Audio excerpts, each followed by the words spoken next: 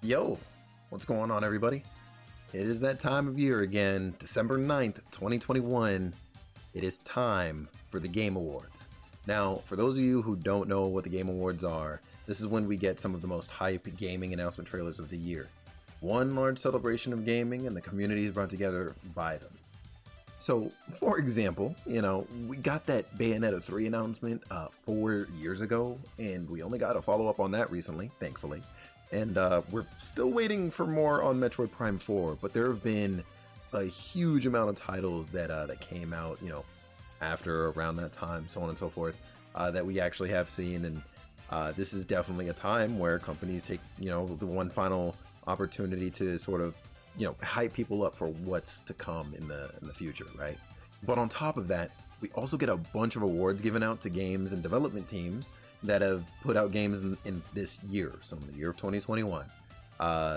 Awards given out, for example, are things like, art direction or soundtrack, story, and of course, the big one that most people are probably the most hype about, Game of the Year. So I thought to myself, why not put out a little video and just, make some predictions with you guys? So let's get started, shall we? In the comment section, let me know what you guys think as we go along here. Be sure to watch to the end. I'm going to go over each category, and yeah, let's see how many I get right by the end of tomorrow. Okay, here we are, the Game Awards page. So I believe we go to the nominees section over here, and here we go. Let's start voting. Okay, so we're starting off big. We're starting off with Game of the Year. And so we've got Deathloop, It Takes Two, Metroid Dread, Psychonauts 2, Ratchet & Clank Rift Apart, and Resident Evil Village.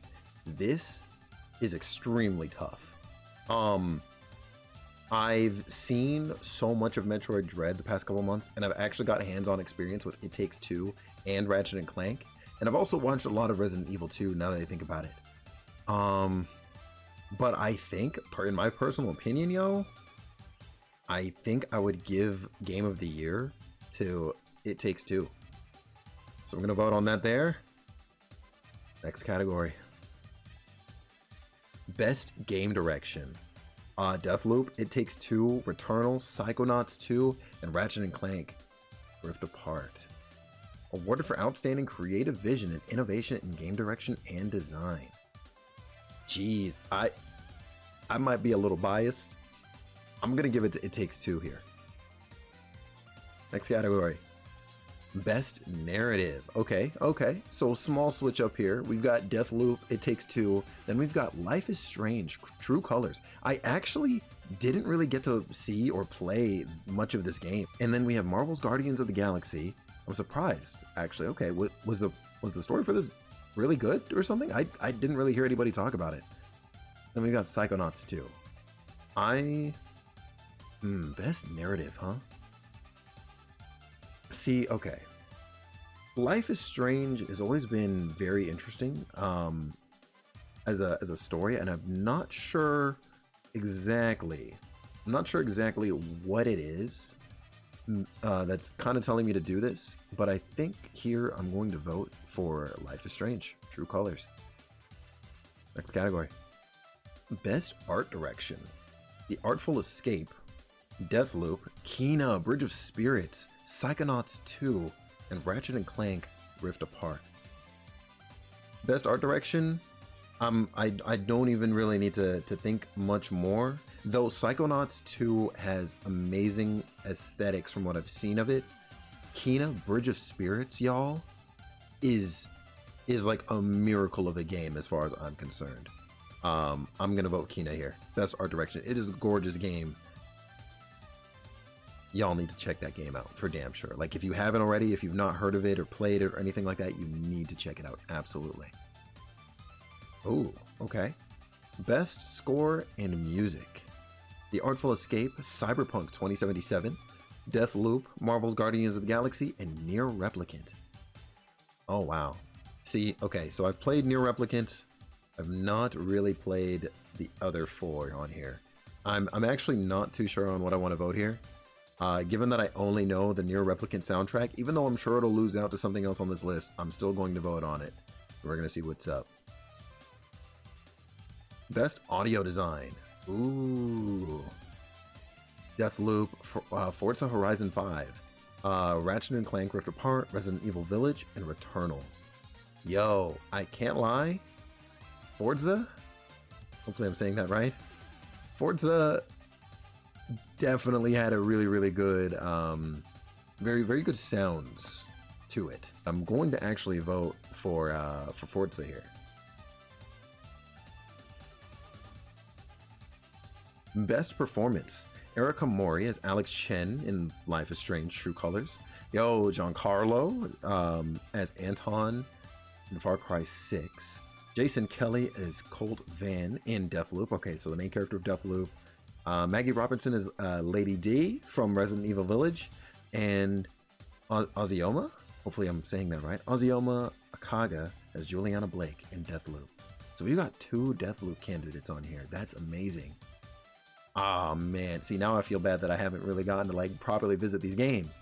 But from the things I have seen, the things I've heard, despite the fact that I've literally not played any of these titles, I think I'm gonna go with the Lady D vote here. All right, I'm gonna give it to Maggie because Lady D is definitely a character you're going to remember for quite a while, I think, in gaming. Games for Impact. We have Before Your Eyes. Oh my gosh, that game is beautiful, by the way. Be sure to check out Before Your Eyes, y'all. You literally will go through the life of somebody who is ill, I'm pretty sure, and the game wants you not to blink for as long as you can help it so that you absorb the most of the story. When you blink, time goes by. It's so cool. We have Boyfriend Dungeon, Chicory, A Colorful Tale, Life is Strange, True Colors, and No Longer Home. I think my vote here for Games for Impact is going to be Before Your Eyes. I hope it gets it. Best ongoing game. Apex Legends, Final Fantasy XIV Online, Fortnite, Genshin Impact, Call of Duty Warzone. This is actually kind of tough because Apex Legends just dropped a new map recently. There was definitely a lot of hype around that. Final Fantasy XIV has been getting Endwalker hype for quite some time now. And I know actually as of this recording, that's out now for people to play. So I'm sure that, you know, servers are all congested and everything now with that. Fortnite, geez, that just dropped Spider-Man in its season pass, and I may or may not have picked it back up in order to maybe get my hands on that Spider-Man skin. Genshin Impact, enough said. Call of Duty Warzone. I unfortunately feel like Call of Duty Warzone is probably going to be the loser out here. I might get proven wrong though. Who knows? I'm going to put my vote here on Final Fantasy XIV. Best indie. Oh man, this is gonna hurt because I love indie games. For those of you who know me, you know I love indie games like crazy. We have 12 Minutes, fantastic game. Death's Door, amazing from what I've seen of it. Inscription, I actually know little about. Kena, Bridge of Spirits, and Loop Hero. Wow. I think for best indie game, see, like, okay, I want to vote for 12 Minutes because 12 Minutes has such a wild story, crazy concept, and I loved every moment of it. But Kena's just so sharp. It's so polished. I'm gonna go with my gut here though. I'm gonna vote for 12 Minutes. Best mobile game. Best playable game on a mobile device. All right, so I'm not much of a mobile gamer, but Pokemon Unite did just come out this year. So we're gonna go with Pokemon Unite. Best community support. Apex Legends, Destiny 2, Final Fantasy XIV Online, Fortnite, or No Man's Sky. For best community support, recognizing a game for outstanding community support, transparency, and responsiveness, inclusive of social media activities and game patches and updates. I'm actually going to cast my vote here on Final Fantasy. Innovation and accessibility presented by Chevrolet. Thank you very much, Chevrolet. recognizing software or hardware that is pushing the medium forward by adding features, technology, and content to help games be played and enjoyed by an even wider audience. Oh wow. So this is unfortunately also a field that I'm pretty unfamiliar with. I'm going to vote Ratchet and Clank there. Best VR/AR. Okay, I have no idea here. This is going to be one of those random waste votes. But I did catch a friend streaming Resident Evil 4 VR. So, you know what, actually? Let's just pick random here, alright? I'm going to go with I Expect You to Die Too. I know, might have been a slight twist there on you. Best action game. We've got Back 4 Blood, Chivalry 2, Deathloop, Far Cry 6, and Returnal. For the best game in the action genre, focused primarily on combat. Ooh. Oh wow. Ooh, this is actually kind of tough. Best action game. You know what? For what I've seen of it, actually, I'm gonna give Deathloop this one. I feel like it's gonna be either Deathloop or Far Cry 6 that takes this. I'm gonna go with Deathloop. Best action adventure game. We've got Marvel's Guardians of the Galaxy, Metroid Dread, Psychonauts 2, Ratchet and Clank Rift Apart, Resident Evil Village. Ooh, wow.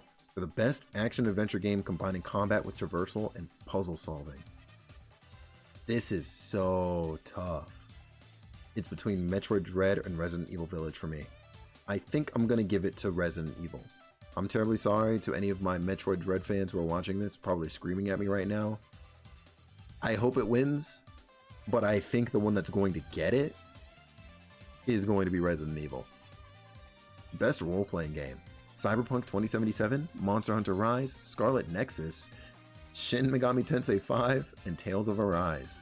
For the best game design with rich player character customization and progression, including massively multiplayer experiences. Is there multiplayer stuff in Tales of Arise? Or am I tripping? Regardless, I'm gonna give this one to Monster Hunter Rise. That game was amazing, and I need to go back to it for that Sonic content ASAP. Best fighting game. We've got Demon Slayer, the Hinokami Chronicles, Guilty Gear Strive, Melty Blood Type Lumina, Nickelodeon All-Star Brawl, and Virtua Fighter 5 Ultimate Showdown. Wow. I think Guilty Gear is going to take it. Demon Slayer I had so much fun with. I'm actually not a fan of Nickelodeon All-Star Brawl. Melty Blood I have not seen or heard enough of though. And same with Virtua Fighter, honestly, this year. But I'm going to cast my vote on Guilty Gear here. I think Guilty Gear is going to take it. Best family game. For the best game appropriate for family play, irrespective of genre or platform. We've got It Takes Two, Mario Party Superstars, New Pokemon Snap, Super Mario 3D World plus Bowser's Fury, and WarioWare Get It Together. This has always been traditionally a Nintendo dominant category. So I'm not surprised to see that, we've got the 4 Nintendo titles on here. However, I am surprised that It Takes Two made it on here, especially considering some of that content in there was a little disturbing, I think. I'm not gonna spoil anything. If you know, you know. But I think on this, I'm actually going to place my vote on Super Mario 3D World. I think that is a game that you can replay over and over again, or like have multiple different kinds of playthroughs. And there's so many different ways to play the game due to the different character abilities that are in the game too. So let's go, Super Mario 3D World, Bowser's Fury. Best sim/strategy game. For the best game focused on real-time or turn-based simulation or strategy gameplay, irrespective of platform. We've got Age of Empires 4, I believe, right? Hopefully I know my Roman numerals. Evil Genius 2, World Domination, Humankind, Inscription, and Microsoft Flight Simulator. Oh wow. Well, didn't Flight Simulator do something kind of cool where you can actually like monitor like real flights? I think I'm gonna vote for Microsoft Flight Simulator here, but some part of me low key is kind of hoping that that Age of Empires maybe takes it. best sports / racing games. So we've got F1 2021, FIFA 2022, Forza Horizon 5, Hot Wheels Unleashed, and Riders Republic. I'm going to cast my vote on Forza here, mostly because I've actually played it. Best multiplayer game. Ooh hoo hoo. Back 4 Blood, Knockout City, It Takes Two, Monster Hunter Rise, New World, or Valheim. For outstanding online multiplayer gameplay and design, including co-op and massively multiplayer experiences, irrespective of genre or platform. It was very fun and easy to get into Knockout City. I loved playing that this year. Back 4 Blood has also been an amazing time. Monster Hunter's always great. I didn't play New World. It Takes Two is solely a 2-player experience, but you can play it online, and I think the way it goes about doing that is actually really awesome. And then there's Valheim. I've got minimal experience with that as well, but I did get to play Valheim, and it's really, really cool, very open-ended. I'm gonna go with my gut here, and I'm gonna put my vote on Knockout City. I think Knockout City might take it. If not, it's gonna be Back 4 Blood, I think. But we'll see. I'm putting my vote on Knockout City. Content Creator of the Year. We've got Dream, Fusli, Galls, Ibai, and Gref G. Yo. Now, I only know, I think, 3 of these guys. Maybe one day we'll see me on there. Who knows? I'm gonna vote Fusli. Best of luck to you. Best debut indie. The Artful Escape, The Forgotten City, Kena Bridge of Spirits, Sable, and Valheim. Yo, I'm gonna vote Kena here. And I actually had no idea Sable actually launched this year. I gotta check out Sable. Let's vote Kena. I have strong hopes in how great of a game Kena Bridge of Spirits is, even though I've not played it yet myself. Most anticipated game. We've got Elden Ring, God of War Ragnarok, Horizon Forbidden West, the sequel to Legend of Zelda Breath of the Wild, and Starfield. Yo, this is heavy. Recognizing an announced game that has demonstratively illustrated potential to push the gaming medium forward. Wow. I'm a big Nintendo person. For those of you who, follow me, you definitely are aware of this already. I want to vote Breath of the Wild here. But Elden Ring has such a loud community. Even God of War, I think, has a very loud community. It's either Elden Ring or Zelda, though. Elden Ring, Zelda. Oh my gosh. Well, you know what? I'm going to go with my biases. I'm going to assume that it was Zelda. Zelda will take this. Best esports game. Hey, yo, what's going on, Grubhub? For the game that has delivered the best overall esports experience to players, inclusive of tournaments, community support, and content updates, irrespective of genre or platform. Call of Duty, Counter-Strike, Global Offensive, Dota 2, League of Legends, or Valorant. Yo, I can't lie to you. I think it's going to be Valorant. We've got Simp, Showmaker, Collapse, Simple, and Tens. Ooh hoo hoo. You know what? I'm going to cast my vote on Simple here. He's the name I'm kind of the most familiar with, so good luck to you, Simple. Best esports team. Atlanta FaZe, Kia, DWG Kia, Natus Vencer, Sentinels, and Team Spirit. Ooh. You know what? On this one, I think I'm going to cast my vote on the Sentinels.